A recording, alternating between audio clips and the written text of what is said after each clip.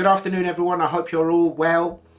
Capital gains tax and inheritance tax is the government stealing the wealth of the nation because it is invariably the average person who pays the most. It is not the elite, it is not the 1% that are paying all of this money.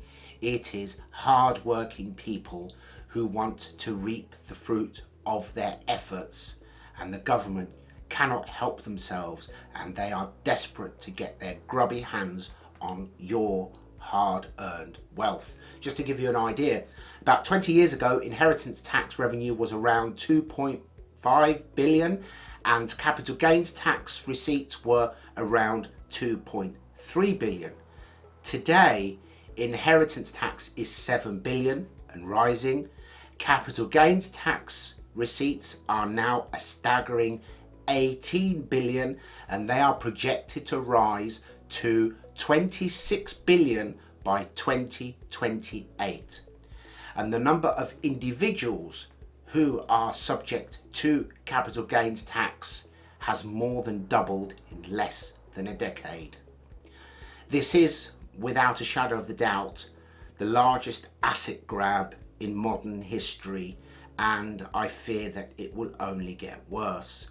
In my previous video I had reference to some loony who wrote an article for The Guardian a few years ago making a case for 100% inheritance tax, and there was an article in the Express recently making a case against it. My concern is that this is actually being discussed in the background. It may be considered in the background because these people have bankrupted our country and they are now scratching their heads and desperately trying to find a way to plunder the hard-earned wealth of people throughout the country.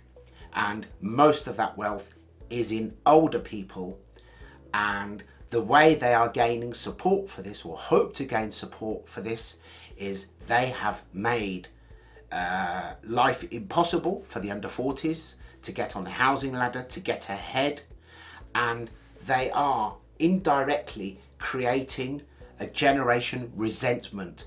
The under 40s or millennials, if you were, for want of a better word, resenting the great generation and whatever my generation is, I forgot, but regardless, so even though many people believe that would never happen, we need to think in 5 or 6 years time what the demographics of the country will be, where the older generation will be in terms of age and so forth, so on and so forth, and an incoming government in the next few years may just feel that they could have enough support to tip the balance in favour of them doing something so radical, and they will justify it that it is a national crisis, a crisis that they have created, and it is the everyday person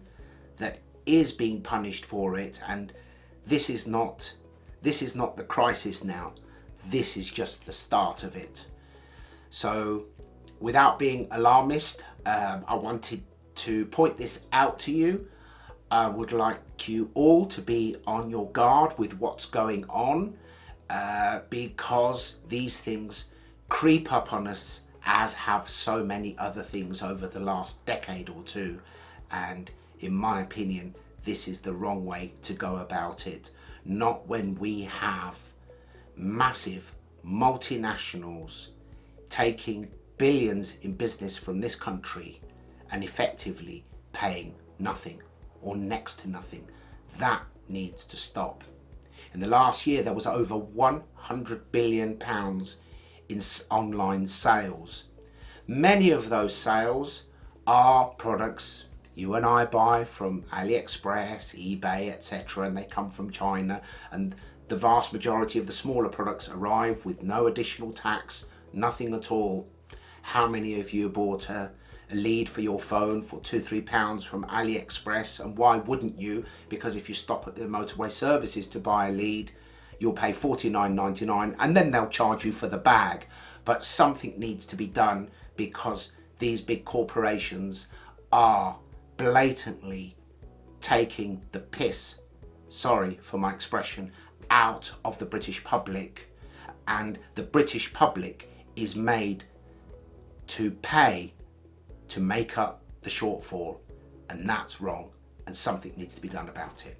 I'd love to hear your thoughts. Thank you very much, and I'll see you in the next video. Bye bye for now.